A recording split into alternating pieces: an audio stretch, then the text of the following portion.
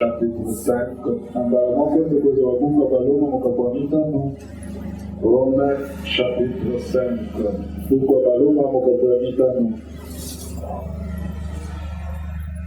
lirons à partir du 12e verset.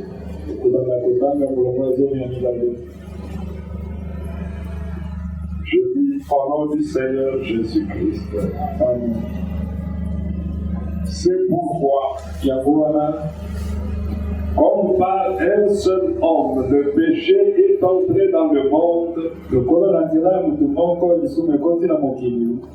et par le péché, la mort, et qu'ainsi la mort s'est étendue sur tous les hommes, parce que tous ont péché. Et Dieu bénisse la lecture de sa parole. Nous pouvons nous en sortir.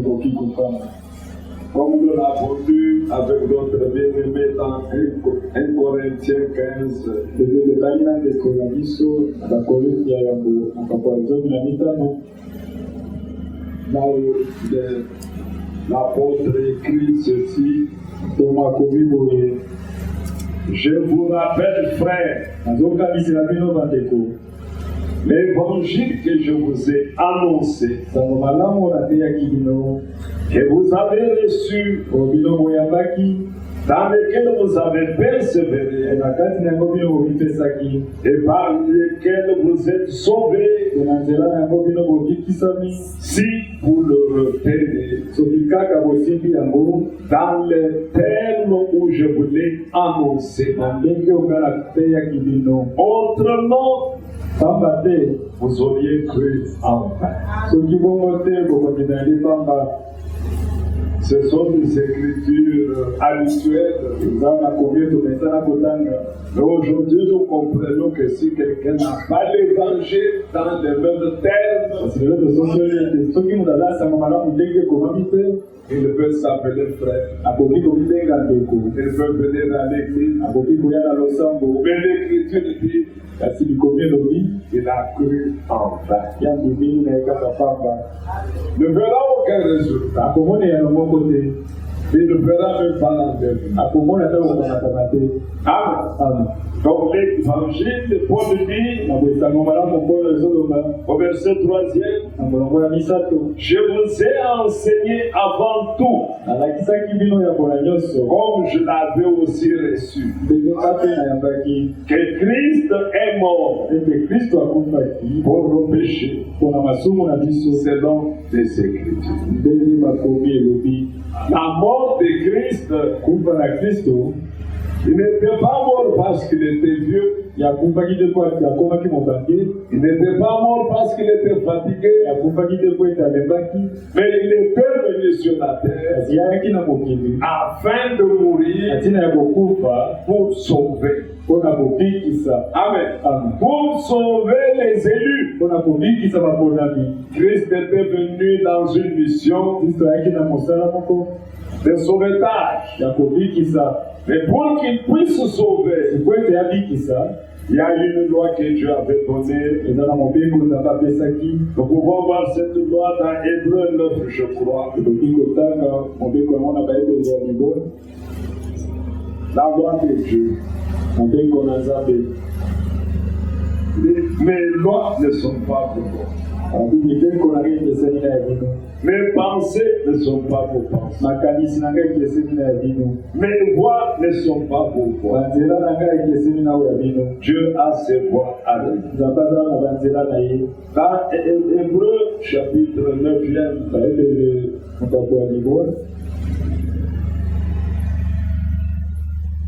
au verset, permettez que je trouve l'écriture, au verset 22. Il est dit ici, et presque tout, d'après la loi, est purifié avec du sang. Et sans effusion de sang, il n'y a pas de pardon. Amen. Oh, le Seigneur venait pour pardonner. Le Seigneur a quitté la gloire pour pardonner aux hommes leurs péchés. C'est ce que l'Écriture dit. Je étais en Christ, réconciliant le monde avec lui-même. Écoutez ce qui va suivre. N'imputant point aux hommes leurs offenses. Et comme nous sommes en train de marcher, nous avons tous compris. Nous venons au monde pécheur. Et le salaire du péché, c'est la mort. Amen. Il faut bien comprendre cela. Alors, nous allons recevoir l'évangile dans les mêmes termes. Amen. Donc, l'évangile que nous recevons, c'est l'évangile de Christ. Christ est mort selon les Écritures. Pourquoi est-ce qu'il devait mourir? Il devait verser le sang. Parce que lorsque l'Écriture dit sans effusion de sang, il n'y a point de pardon. Il ne s'agit pas de ton sang. Il ne s'agit pas du sang d'une bête. Il s'agissait du sang du Créateur.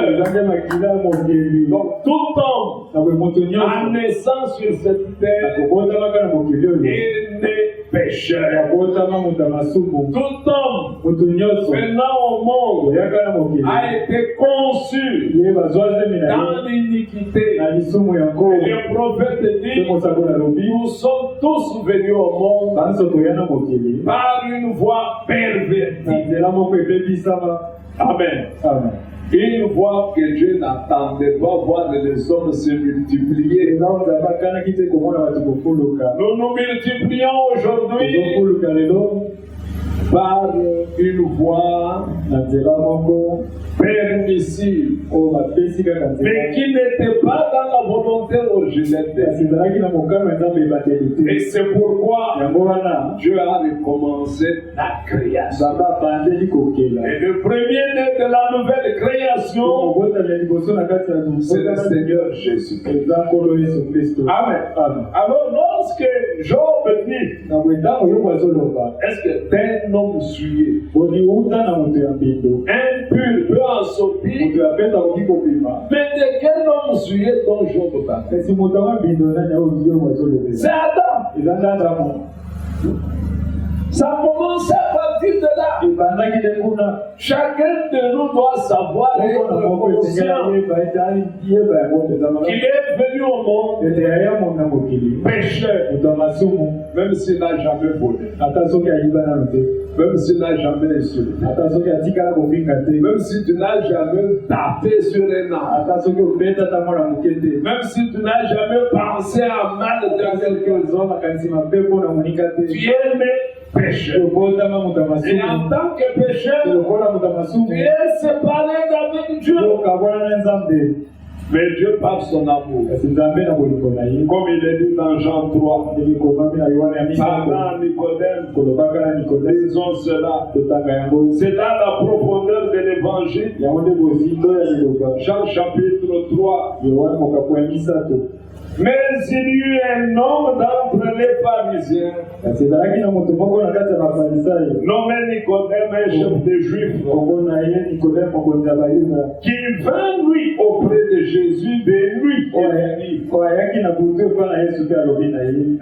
dit, Rabbi, nous savons que tu es un docteur venu de Dieu. Jésus est aussi docteur. L'unique homme qui avait tous les 5 ministères, c'est le Seigneur Jésus. Car personne ne peut faire ce miracle que tu fais si Dieu n'est avec lui. Jésus lui répondit, en vérité, je te le dis. Jésus lui, on ne peut pas le flatter. Quand Dieu a bien parlé, lui va changer le langage. Non, Jésus ne sait pas ce genre d'homme. Si un homme n'est né de nouveau, il ne peut voir le royaume de Dieu. Nicodème lui dit, comment un homme peut-il naître quand il est vieux? Peut-il rentrer dans le sein de sa mère et naître? Jésus répondit, en vérité, je te le dis, si un homme n'est né d'eau et d'esprit, il ne peut entrer dans le royaume de Dieu. Ce qui est né de la chair est chair, et ce qui est né de l'esprit est esprit. Mais n'étonne pas que je t'ai dit, il faut que vous naissiez. La nouvelle naissance est obligatoire. Tu dois naître. Je dois naître. Je dois renaître. Tu dois renaître. Parce qu'avec la première naissance, pécheur, séparé avec Dieu. Mort. Nous naissons étant morts dans le péché. Amen. Mais avant qu'il le dise, il va encore plus loin. Au verset 14. Jean chapitre 3, verset 14. Et comme Moïse éleva le serpent dans le désert, il faut même que le Fils de l'homme soit élevé, afin que quiconque croit en lui et la vie éternelle. Pourquoi est-ce que le serpent était élevé dans le les peuples avaient murmuré. Dieu a suscité le serpent mordant, brûlant. À chaque morsure, c'était la mort. Et nombreux moururent à cause de la morsure du serpent. Moïse est allé chercher la face du Seigneur. Et le Seigneur lui dit, fais un serpent des reins.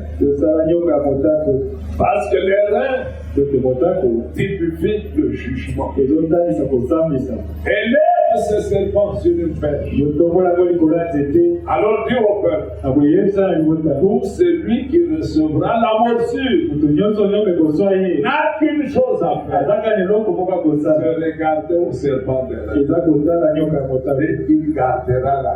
Vous voyez que le serpent qu'il avait élevé n'était pas un serpent qui vivait. C'était un serpent mort. Il n'avait pas de vie. Et le Seigneur dit de la même manière que Moïse avait élevé le serpent des reins, il en faut de même maintenant, pas de serpent, mais le Fils de l'homme, qu'il soit élevé comme le serpent était aussi élevé, de telle sorte que c'est lui qui veut garder la vie. Croyez au Fils de l'homme.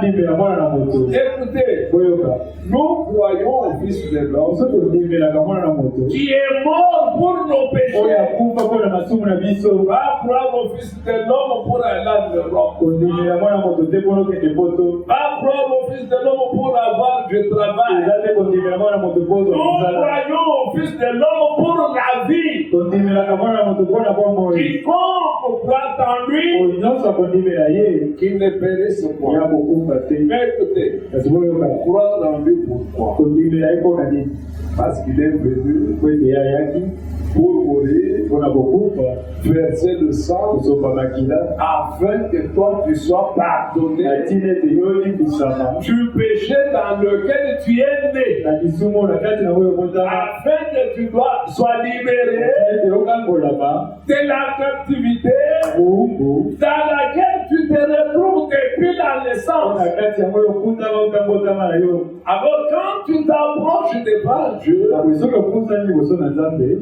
je le répète, même si tu sors d'une bonne famille, nous appelons ta mère aujourd'hui. Tu as vu ton fils grandir devant toi. Raconte-nous un peu. Quels sont ses points faibles? Ta maman reste attentée, versée. Celui-ci, même les poissons, je peux voir. Il a été très bien éduqué. C'est jamais battu à l'école. C'est jamais chamaillé avec ses frères et ses soeurs. Celui-ci est modèle. Un sans faute. Quand Dieu regarde, pécheur, c'est parler d'avec né dans le péché. Les péchés dominent sur lui. Donc, la moralité que nous avons dans nos maisons n'a rien à voir avec la nouvelle naissance. Église, vous êtes là. Ça n'a rien à voir avec la nouvelle naissance. Renaître de nouveau, il y a un modèle. Il y a une voie. Le prophète dit ceci. Je crois que parmi les grandes prédications que le prophète a dû apporter, la première, c'est la nouvelle naissance. Mais nous, quand nous avons voulu prêcher l'évangile, nous sommes allés vite. Les sauts, les âges de l'église, les 70 semaines de Daniel. 70 semaines de Daniel. Qu'est-ce qui ont été engendrés? Les macrocéphales. Pour les enfants qui naissent avec les grosses têtes. Mais qui ne connaissent rien du royaume. Oh, il fallait commencer par le début. Que l'homme reconnaisse qu'est-ce qu'il est. Il est pécheur. Digne de mourir.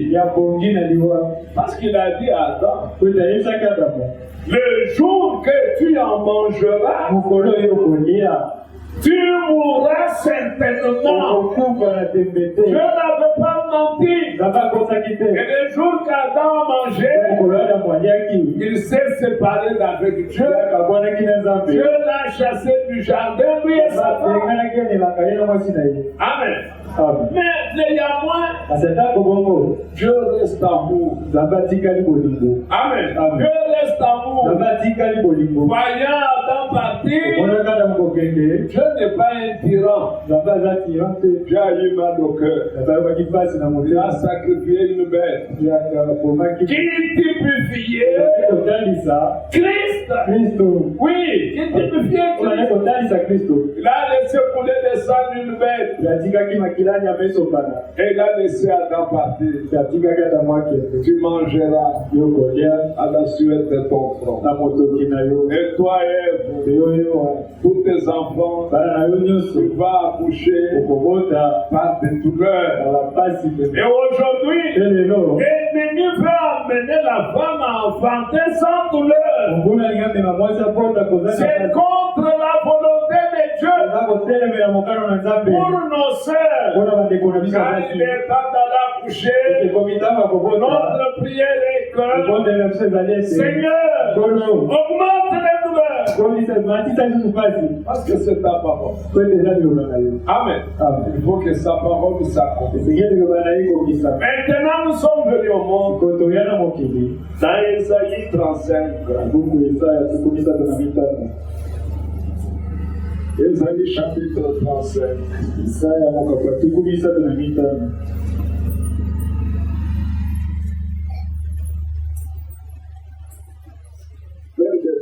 Que je trouve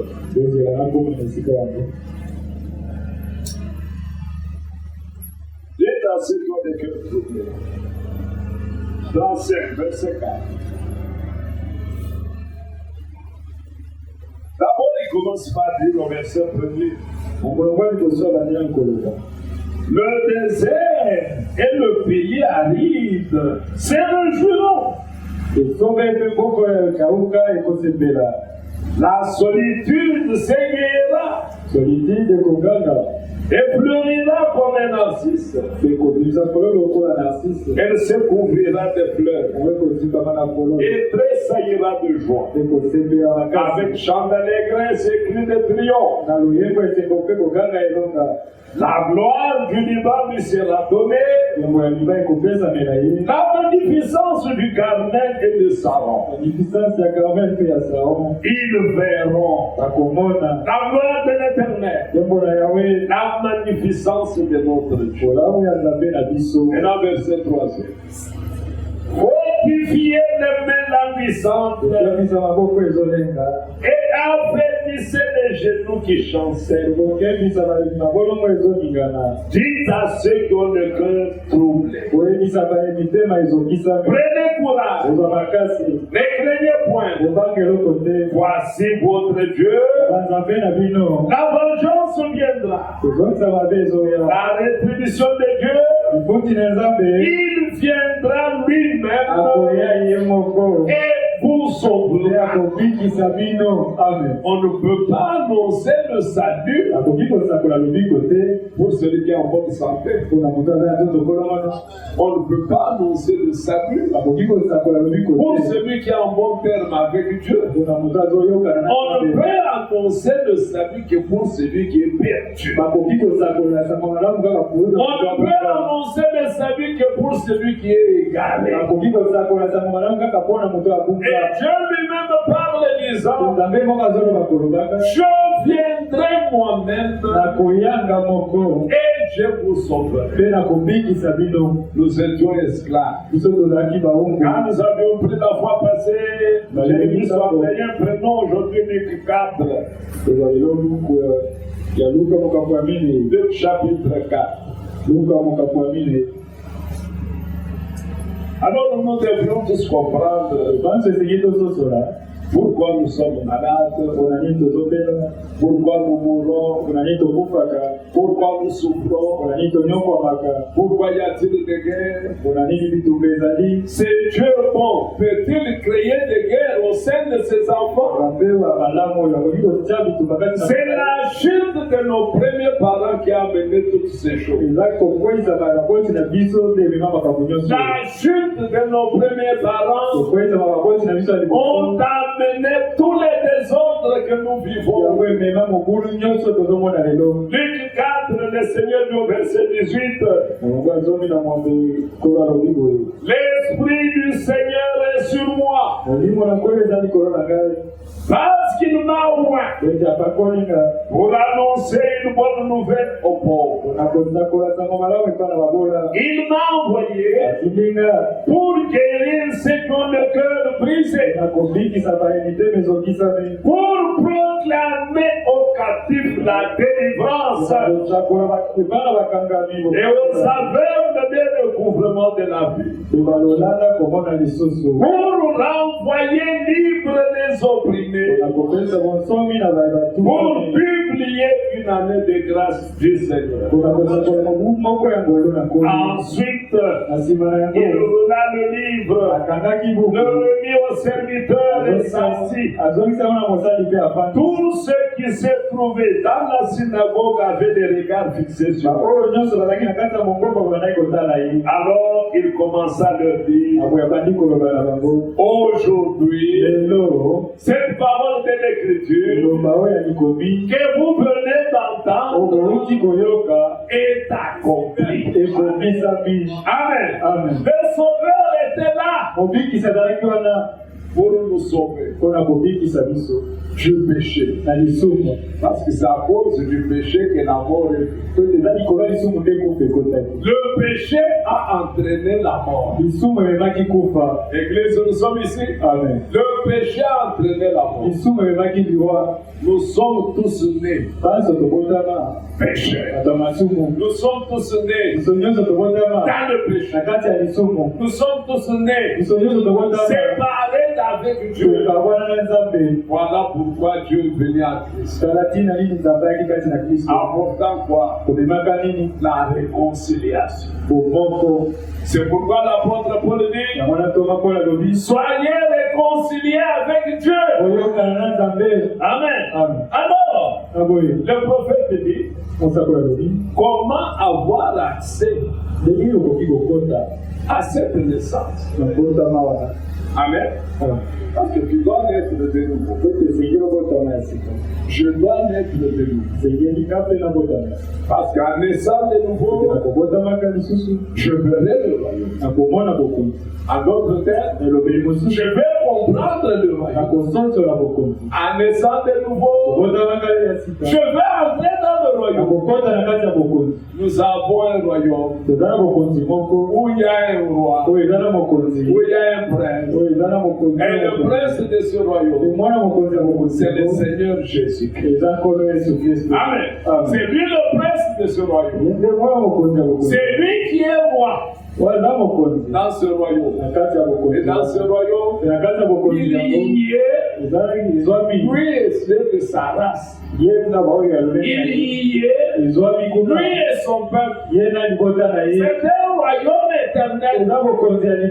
Il n'est pas un royaume comme le royaume de Belgique. Il n'est pas un royaume comme celui de l'Angleterre. Il est un royaume éternel. Dans ce royaume, on ne meurt pas. Dans ce royaume, on ne souffre pas. Dans ce royaume, on va vivre éternellement dans le délice, dans la joie. Dans ce royaume, il n'y a pas de souffrance. Dans ce royaume, il n'y a pas d'injustice. Dans ce royaume, il y a la paix. Une paix éternelle. Dans ce royaume, il n'y a que la vie. Est-ce que vous vous souvenez bien? C'est à ce royaume-là que nous devons accéder. Mais comment accéder à ce royaume? Paragraphe 64 de la prédication: vous devez naître de nouveau. Prêché en 61.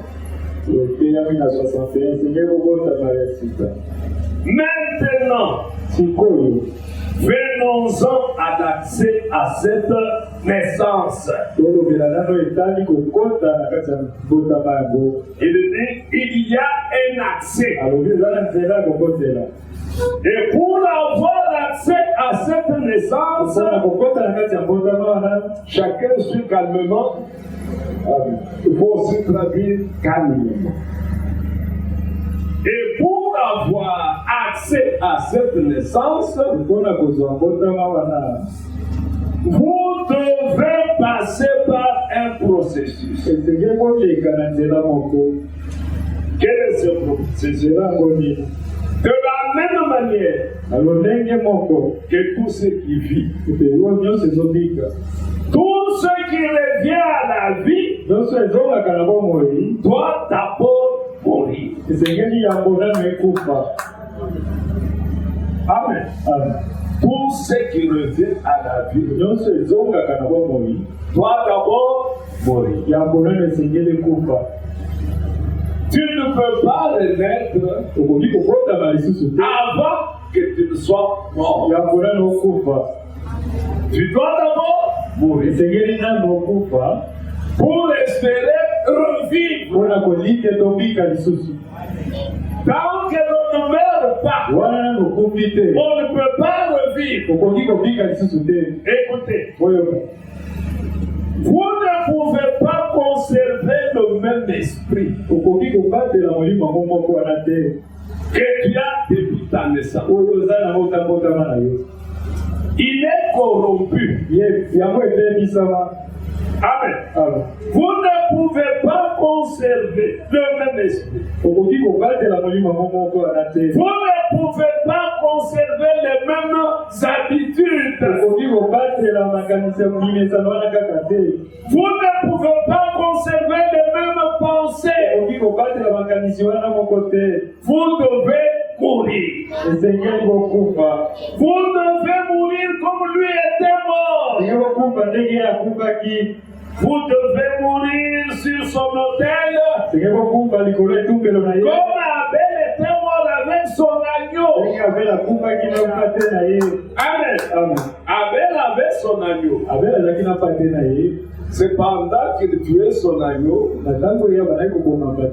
que son frère est venu le tuer. Donc il est mort ensemble avec son agneau. Toi, quel est ton agneau aujourd'hui? Qui est mort sur un autel. Et toi, tu dois mourir sur le même autel avec lui. Et en mourant sur le même autel avec lui, tu n'as plus le même esprit. Tu n'as plus les mêmes habitudes. Tu n'as plus les mêmes pensées. Amen. Vous allez poser la question, mais comment les pensées partiront-ils? C'est aussi simple. Écoutez ce matin. Vous êtes là. Amen. Vous devez mourir comme lui était mort. Vous devez mourir sur son autel comme Abel était mort avec son ami. Vous devez mourir avec votre agneau. Vous devez mourir à vos propres pensées pour renaître avec sa pensée. Ayez en vous la pensée qui est en Christ. Vous devez avoir ces pensées. Et maintenant, frères et sœurs, laissez-moi vous dire ceci au mieux de ma connaissance. Comment pouvez-vous avoir ces pensées et renier sa parole et prendre pourtant que vous êtes né de nouveau et prétendre pourtant que vous êtes né de nouveau? Posez-vous simplement cette question. Comment pouvez-vous le faire? Écoutez la réponse. Vous ne le pouvez pas. Si vous êtes né de nouveau, vous avez ce pensée. Si vous avez la pensée de Christ en vous, alors vous êtes une nouvelle créature. La Bible enseigne cela. Si un frère voulait savoir où se trouve le mot créature, il cherche alors le mot créature dans le lexique. Là, il verra que le mot créature est interprété ou traduit par une nouvelle créature. Maintenant, paragraphe 65. Vous êtes avec moi. Il mourut au point que même le sang et l'eau se séparèrent dans son corps. Sa mort fut si horrible que je dirais le monde a eu une dépression nerveuse. Il fut ébranlé. Il trembla jusqu'à faire tomber les roches des montagnes. Oui, il aurait pu mourir comme cela. Qui aurait pu mourir comme cela? La mort d'un pape ne pouvait avoir un tel effet. La mort d'un pasteur ne pouvait avoir un tel effet. Mais quand Dieu mourut dans la chair, sur la croix, la terre eut une dépression nerveuse. Sachant que la même parole parlait de Dieu, à savoir les roches la poussière, les forêts, les bois, les arbres qui jaillissent sur terre, les étoiles, la lune. Sa parole parlait même, a vu son créateur devenir chair. Le péché était déversé sur lui. Bien-aimés frères et sœurs, quand vous prenez Jean chapitre 1er verset 19,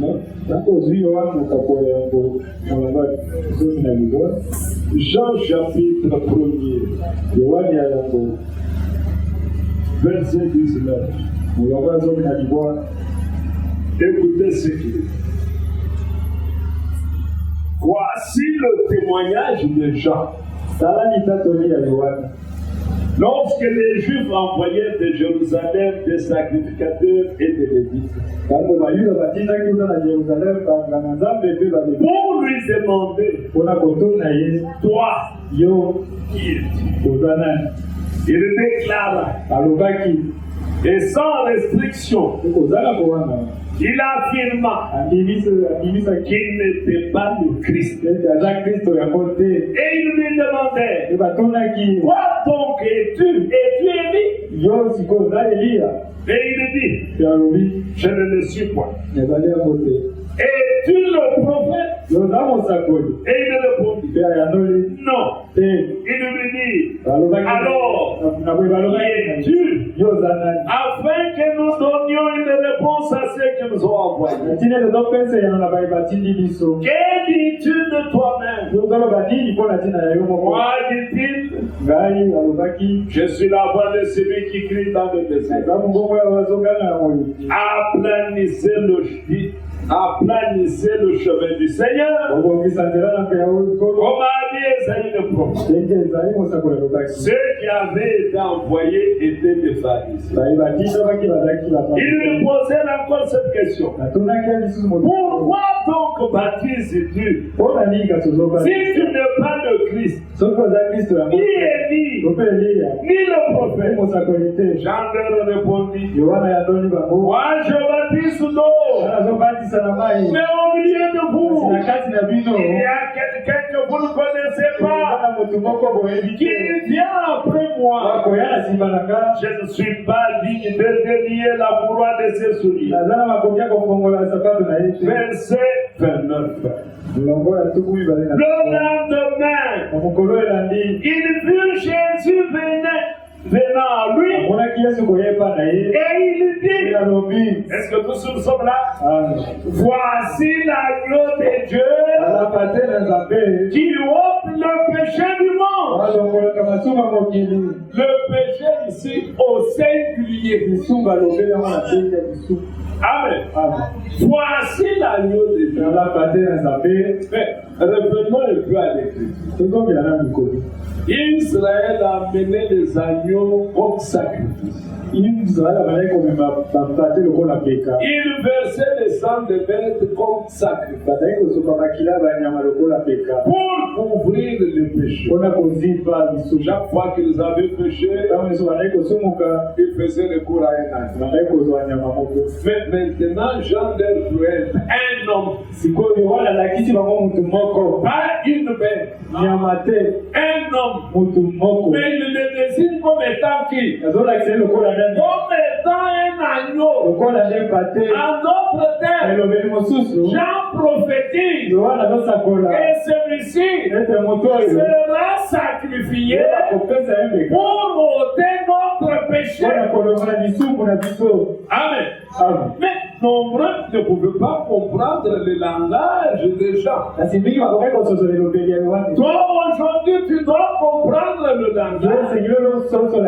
Si quelqu'un doit être sacrifié, c'est parce que l'Écriture disait, sans effusion de sang, il n'y a point de pardon. Pour que le monde reçoive le pardon, il a fallu que le sang coule. Mais quel sang devait couler? Le sang de Dieu lui-même. Oui, le sang de Dieu parce que tous les autres étaient souillés. Même Adam ne pouvait pas donner de son sang. Aucun prophète avait un sang pur. Pas même Élie. Moins encore Jean-Baptiste, qui est né sur l'annonce, qui est né conformément à une promesse déjà donnée dans l'Écriture, qui connaissait même sa position dans les Écritures. Je ne suis pas le Christ, je ne suis pas Élie, je ne suis pas le prophète, mais je suis la voix qui crie dans le désert. Les gens qui ne séparent sa mère, je crois Élisabeth, par ce que l'ange avait annoncé à sa mère, le même ange qui a annoncé la naissance de Jean, le même ange a annoncé la naissance de Jésus. Et Jean dit, celui-là, je ne suis pas digne. Mais Jean ne le connaissait pas encore. Mais le lendemain, lorsqu'il l'a vu, oh mes frères, mes soeurs, c'est merveilleux. Jean l'a pointé. Jean l'a présenté. Voici l'agneau de Dieu qui ôte le péché du monde. Maintenant, lorsque toi tu crois en Jésus, tu crois qu'il est qui? Agneau de Dieu qui ôte le péché du monde. Amen. Lorsque l'Écriture dit quiconque croit en lui ne périra pas. Mais tu dois croire en lui en tant que qui? Tu dois croire en lui en tant qu'agneau de Dieu qui ôte le péché. Pas seulement dire qu'il est l'agneau de Dieu. Il est l'agneau de Dieu qui ôte le péché à moi. Donc, tu dois, chacun de nous doit être conscient qu'il est pécheur, qu'il est méchant, qu'il est mauvais, qu'il est perdu. Oui, parce que si tu n'es pas perdu, tu n'auras pas besoin du salut. Qu'il est mort, et sans Christ, il est mort. Parce que si tu ne crois pas que tu es mort, tu n'auras pas besoin de la vie. Parce que c'est lui qui apporte la vie. Et quiconque croit en lui a la vie éternelle. C'est ce que déclare l'Écriture. Quand tu crois en Jésus-Christ, tu dois croire tel que les Écritures l'enseignent. Il est l'agneau de Dieu qui ôte le péché. Donc moi-même, je suis pécheur. Alors, comme la Bible l'enseigne, le salaire du péché, c'est la mort. Maintenant, observez. Qu'est-ce que Dieu va faire? Dieu va prendre tous les péchés du monde, placer sur Jésus. Est-ce que vous comprenez cela? Tous les péchés, parce qu'il est devenu pour ôter nos péchés. L'Écriture dit Dieu l'a fait pécher. Il a été fait pécher. Il est devenu péché pour que toi, tu deviennes saint. Oui, mais c'est cela qu'il faut croire. Lui est devenu péché pour que moi je sois juste. Amen. Lui, à cause du péché, il est mort pour que moi je vis. Amen. Oui, c'est cela. Quand on dit qu'il faut croire, il faut d'abord reconnaître son état. C'est le malade qui a besoin du médecin. C'est celui qui est perdu qui a besoin du sauveur. C'est celui qui est dans la prison qui a besoin d'être libéré.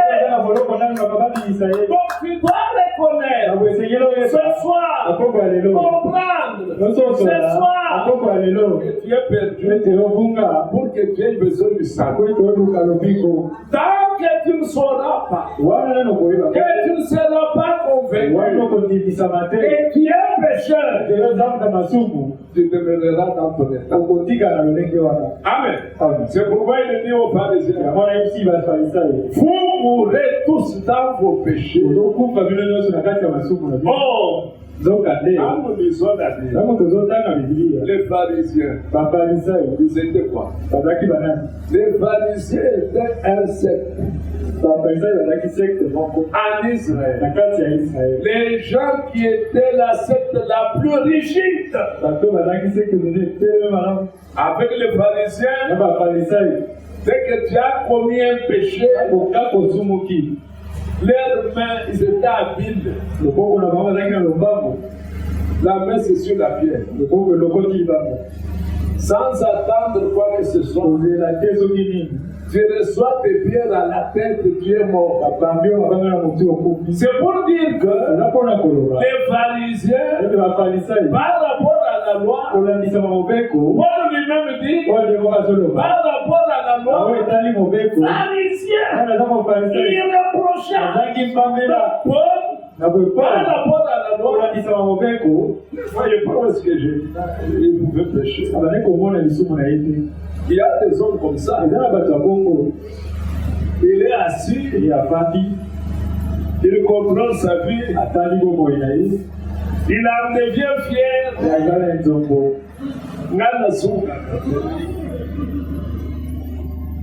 Non.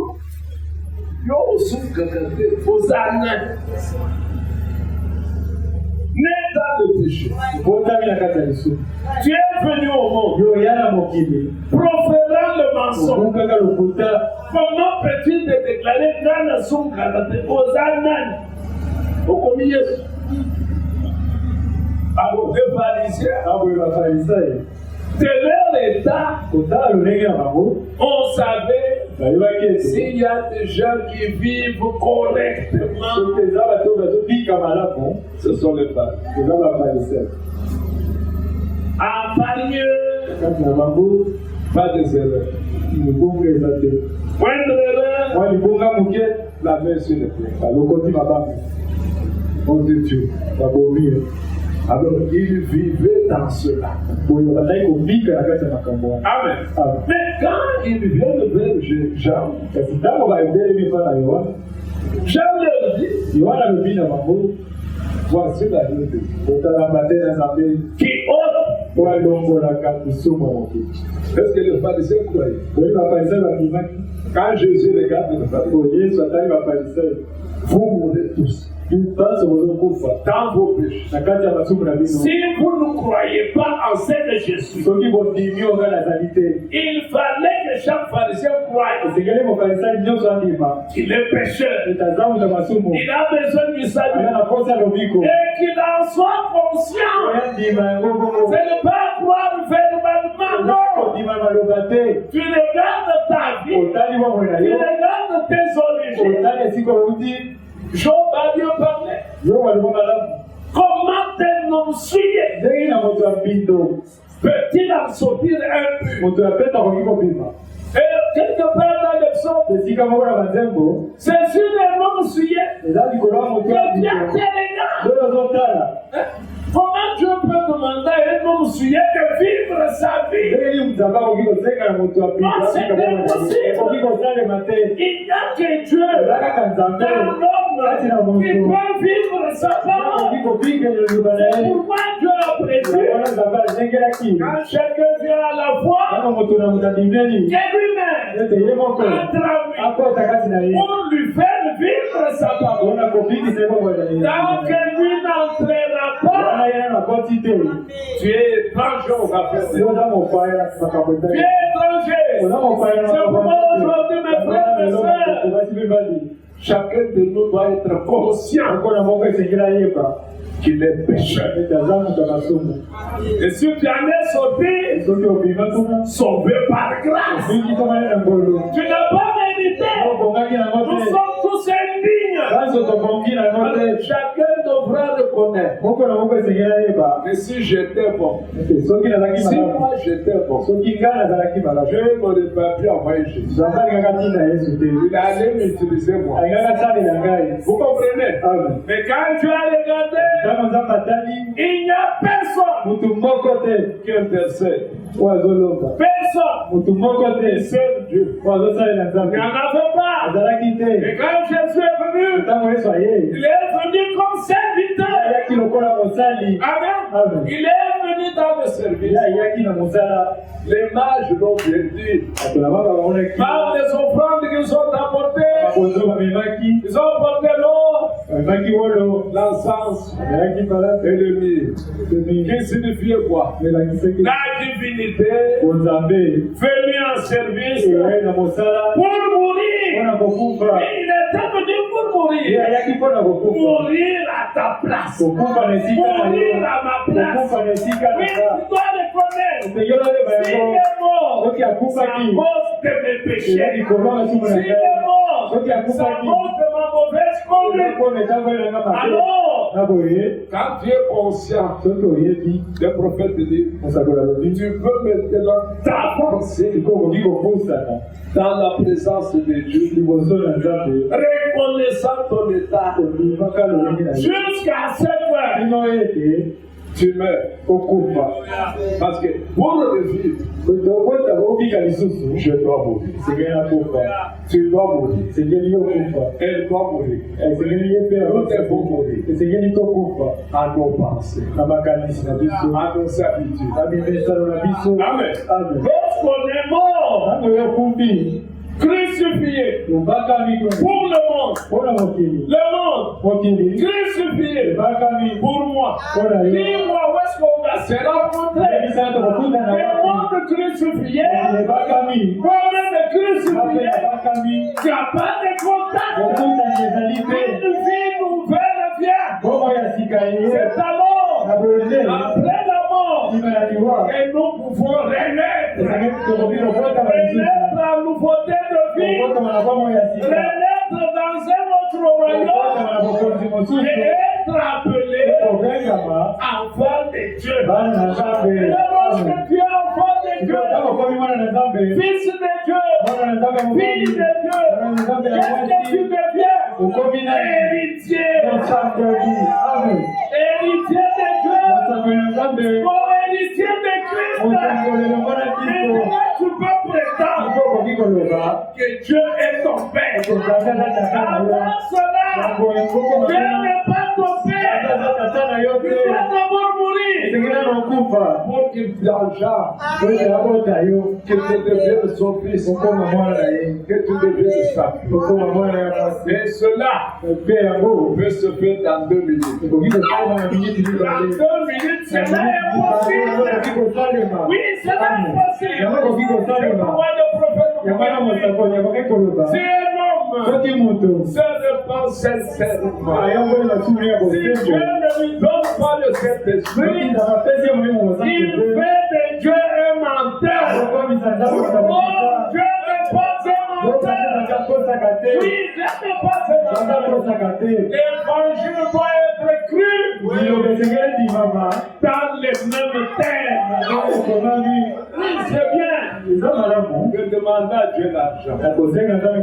C'est correct. De demander à Dieu la maison. Une bonne chose. Une voiture. Une bonne chose. Un mariage.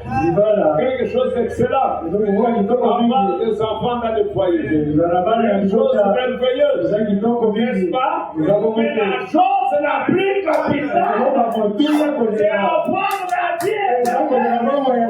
La vie de Dieu. Pour pouvoir vivre comme Dieu a vécu dans la chair en Jésus-Christ. Pour être un homme connaître, une femme connaître. Mais bien ne me plaît.